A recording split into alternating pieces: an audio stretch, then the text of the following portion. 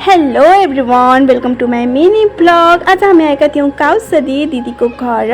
हामी भने भेटघाट गर्ने अनि फर्किहाल्ने भनेर आएका थियौँ, तर दिदी बिनाजु भान्जीको करले भने हामी यहीँ बस्ने भयौँ। अनि बसिसकेपछि अब यसो घुम्नको लागि निस्क्यौँ न त भनेर बेलुकातिर छिटो छिटो खाना खाएर हामी चाहिँ त्यही नजिकै रहेको पार्कतिर घुम्नको लागि निस्क्यौँ। सबैजना भएर यहाँ हिँडिसकेपछि यहाँ आएर नानीहरूले चाहिँ यहाँ पिङ खेल्ने सबै खेल्ने कुराहरू खेल्न थाल्यो अनि हामी चाहिँ खेलाउनतिर लाग्यौँ।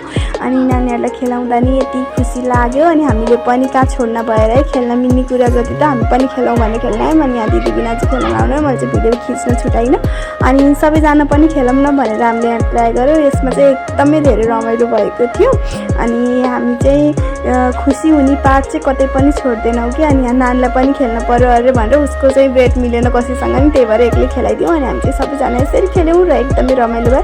Thanks for watching. आजको लागि यति, बाई बाई गाइज।